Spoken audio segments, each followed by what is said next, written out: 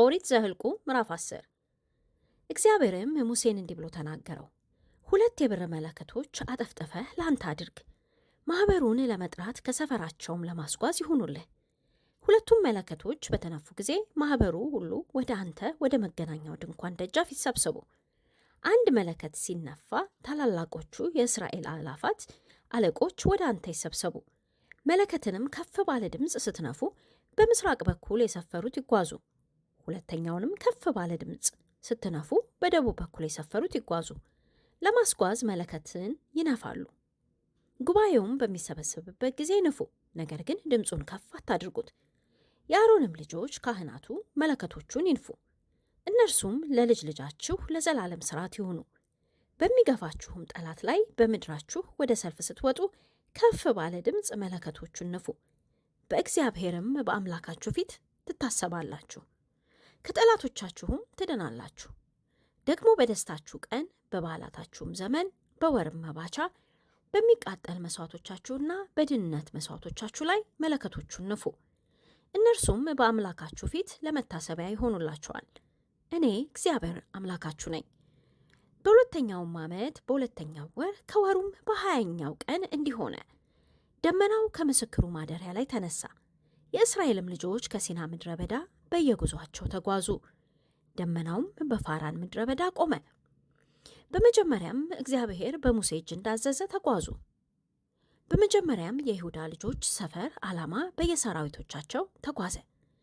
በሰራዊቱም ላይ የአሚናዳብ ልጅ ነአሶን አለቃ ነበረ። በይሳኮርም ልጆች ነገድ ሰራዊት ላይ የሶገር ልጅ ናትናኤል አለቃ ነበረ።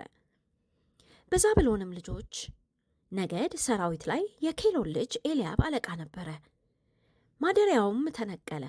ማደሪያውንም የተሸከሙ የጌድሶን ልጆችና የሜራሪ ልጆች ተጓዙ። የሮቤልም ሰፈር ዓላማ በየሰራዊታቸው ተጓዘ።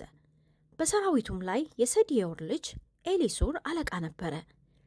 በስምዖንም ልጆች ነገድ ሰራዊት ላይ የሱሬሰዳይ ልጅ ሰለምኤል አለቃ ነበረ። በጋድም ልጆች ነገድ ሰራዊት ላይ የራጉኤል ልጅ ኤሊሳፍ አለቃ ነበረ። ቃታውያንም መቅደሱን ተሸክመው ተጓዙ። እነዚህም እስኪመጡ ድረስ እነዚያ ማደሪያውን ተከሉ። የኤፍሬምም ልጆች ሰፈር ዓላማ በየሰራዊታቸው ተጓዘ።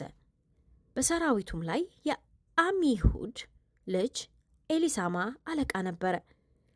በምናሴም ልጆች ነገድ ሰራዊት ላይ የፍዳሱር ልጅ ገማልኤል አለቃ ነበረ።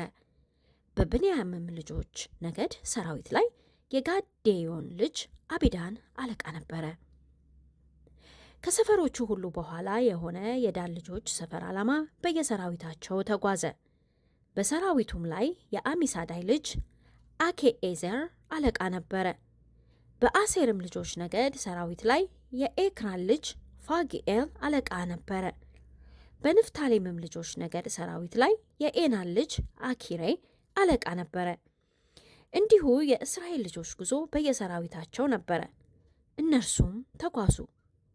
ሙሴም የሚስቱን አባት የምዳያማዊውን የራጉኤልን ልጅ ኦባብን እግዚአብሔር ለአንተ እሰጠዋለሁ ወዳለው ስፍራ እንሄዳለን፣ እግዚአብሔር ስለ እስራኤል መልካምን ነገር ተናግሯልና አንተ ከኛ ጋር ና፣ መልካምንም እናደርግልሃለን አለው።